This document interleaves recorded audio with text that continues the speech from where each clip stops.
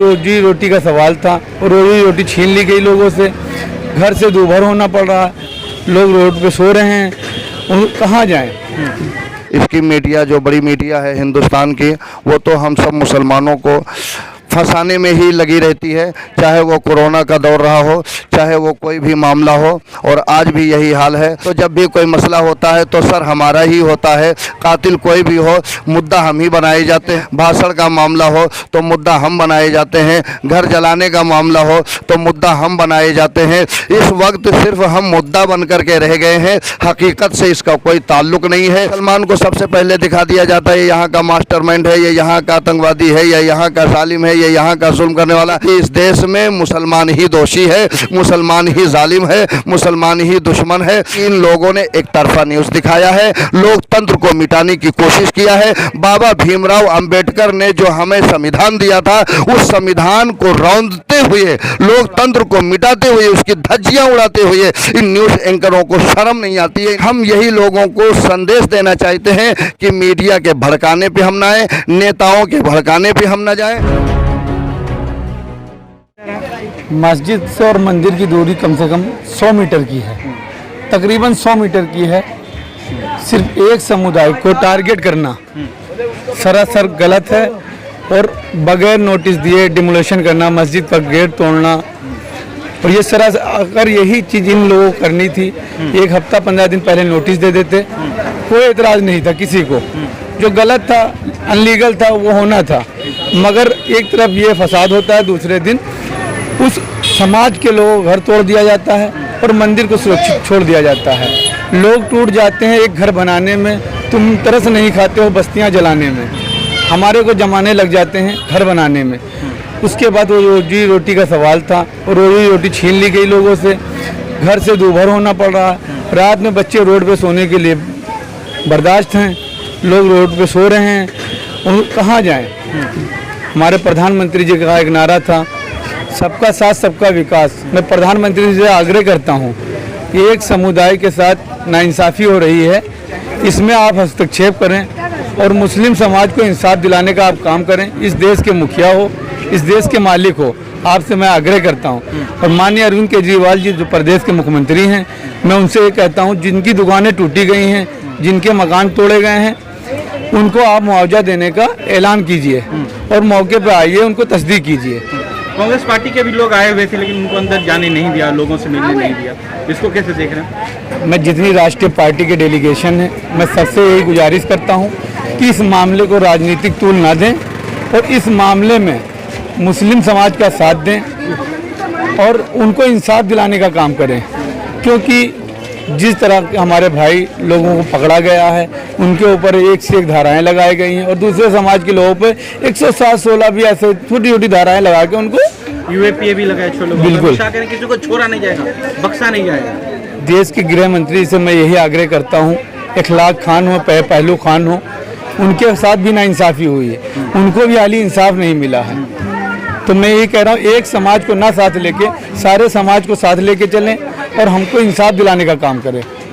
तो अब क्या जो लोग इस पर लगातार राजनीति कर रहे हैं, तो यहाँ के लोगों को क्या आहत पहुँचाने की एक आहत पहुँचा रहे हैं लोगों को? यहाँ पे जो जुलूस निकला, जुलूस हमेशा जब से जय जय कॉलोनी बसी है, लगभग सभी टाइम से निकलता आ रहा है। और इस बी ब्लॉक, सी ब्लॉक, जी ब्लॉक, गंगा जमुना तहजीब का एक उदाहरण दिया जाता है। यहाँ पे एकता बहुत थी, मिसाल दी जाती है कि यहाँ पे लोग शांतिपूर्वक रहते हैं। कुछ ऐसे शरारती तत्वों ने उकसाने का काम किया, हिंदुस्तान में रहना है तो जय श्री राम कहना, विशेष समुदाय को टारगेट किया जा रहा है। इसी बात को लेकर कुछ कहाँ सुनी हुई होगी, इसी में लड़ाई झगड़े में तब्दील हो गया मामला। ठीक है, कैसे देख रहे हैं सर? ये हमारे इमरान भाई हैं, ये सुबह शाम आप लोगों के न्यूज़ को चलाते हैं, देखते हैं। आप ही लोगों के ज़रिए हम लोगों को सच्ची खबर मिल पाती है, ये आप लोगों की मोहब्बत है। वरना इसकी मीडिया जो बड़ी मीडिया है हिंदुस्तान की, वो तो हम सब मुसलमानों को फंसाने में ही लगी रहती है, चाहे वो कोरोना का दौर रहा हो, चाहे वो कोई भी मामला हो, और आज भी यही हाल है। मास्टरमाइंड जो अंसार तमाम लोगों की हमदर्दी जताता था, हमदर्दी के लिए आगे बढ़ता था। कोरोना में भी हमदर्दी के लिए आगे बढ़ा और हमेशा हमेशा जो है अंसार हम सबकी मदद करता था, हिंदू मुस्लिम सबकी मदद करता था। सिर्फ एक विशेष जो है धर्म वालों के लिए नहीं कि मुसलमान है वो तो सिर्फ मुसलमान की मदद करे। अंसार वो आदमी है जो सबके लिए, हिंदू मुसलमान सिख ईसाई सबके लिए वो खड़ा रहता था। उसको इसकी मीडिया ने क्या कहा कि मास्टरमाइंड, उसको न्यूज़ चैनलों पे चलाया गया कि मास्टरमाइंड है वो।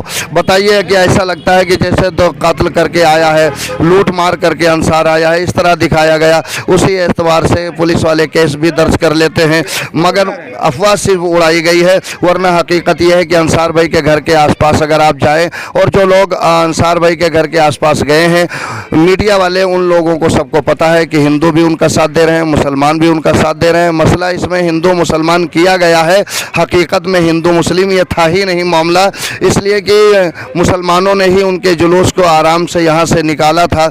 मगर बस मैं इतना कहना चाहता हूँ कि जुल्म ढाने के लिए जब भी कोई सितमगर निकला, जुल्म ढाने के लिए जब भी कोई सितमगर निकला, उसके खंजर का तलबगार मेरा सर निकला, उसके खंजर का तलबगार मेरा सर निकला। तो जब भी कोई मसला होता है तो सर हमारा ही होता है।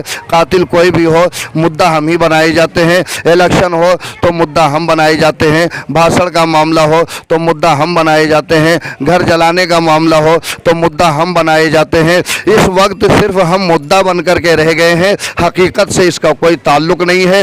इसलिए कि जब इलेक्शन आता है तो सारे के सारे लोग हमारे वोट के लिए हमारा साथ देने के लिए तैयार होते हैं कि आप वोट दीजिए हमारा, हम आपके साथ हैं। मगर हकीकत में हमको लोग कहा करते थे कि सिर्फ मुसलमान दरी बिछाने के लायक है, मुसलमान आज दरी बिछाने के भी लायक नहीं रह गया है।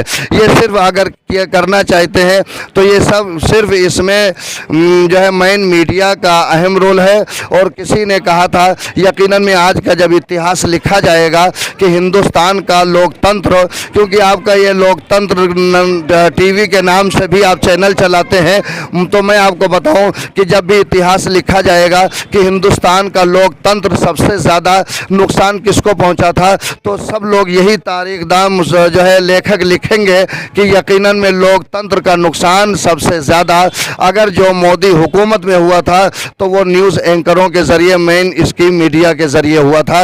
वरना आज हालात ऐसे हैं कि चाहे जितना मामला हो जाए मुसलमानों के नुकसान को नहीं दिखाया जाता है। टीवी में जैसे ये अन्य हिंदू संप्रदाय के लोग हैं जो लगातार कह रहे हैं कि अंसार मास्टरमाइंड है, दंगाई है, तमाम खूब चल रहा है सोशल मीडिया। जी। और टीवी चैनल पे एक जानबूझकर मोहर लगाया, ठप्पा लगाया जाए, ठप्पा जानबूझ करके लगाया जाता है। क्योंकि मैं आपसे क्या बताया कि जुल्म ढाने के लिए जब भी कोई सितमगर निकला, जुल्म ढाने के लिए जब भी कोई सितमगर निकला तो वही मामला है, वही हाल है कि हमारा सर ही उसको मिल जाता है ताकि किसी तरह इसको बदनाम कर दिया जाए।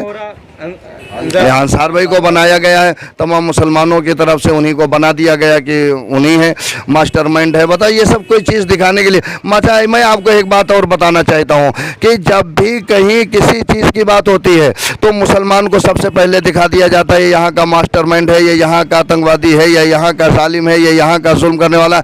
मगर जब मुकदमा चलता है 5 साल 10 साल 20 साल के बाद वो छूट करके आता है तो ये न्यूज़ चैनलों को सांप सूंघ जाता है। तब ये नहीं बताते हैं कि 20 साल पहले 10 साल पहले मैंने जिसको आतंकवादी कहा था आज उसको कोर्ट ने बरी किया है, गलती हमारी थी जो मैंने इसको इस तरह मुजरिम करार दिया था उस वक्त। आज मास्टरमाइंड बता रहे हैं, कल जब वो बरी होकर के आएंगे कोर्ट उनको बरी कर देगा, तब ये न्यूज़ चैनल वाले नहीं बताएंगे कि उसको बरी किया गया। जैसे कि मरकज को कहा आइटम बम बना करके मरकज को कोरोना में पेश किया, मगर जब बाद में तमाम सारे लोगों के ऊपर, और जबकि अमेरिका से आया हुआ यह मर्ज था और ट्रंप आया था, उसके वो नहीं दिखा सके। तो गोया चारों तरफ से घुमा फिरा करके मेन इसकी मीडिया जो है वो ये बताना चाहती है कि इस देश में मुसलमान ही दोषी है, मुसलमान ही जालिम है, मुसलमान ही दुश्मन है।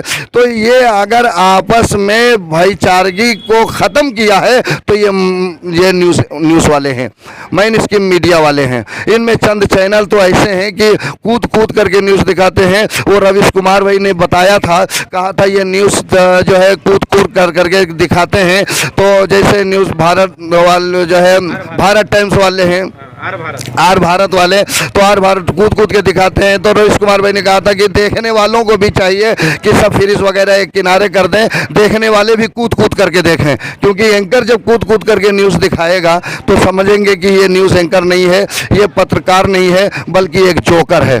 तो हिंदुस्तान की पत्रकारिता को इन मेन इसकी मीडिया वालों ने एक जोकर बना करके रख दिया है। अपनी हैसियत नहीं समझते हैं कि मेरी औकात क्या है। एक वो दिन था कि जब न्यूज़ पत्रकार वालों को लोग देखते थे तो उनके लिए अदब से खड़े हो जाया करते थे।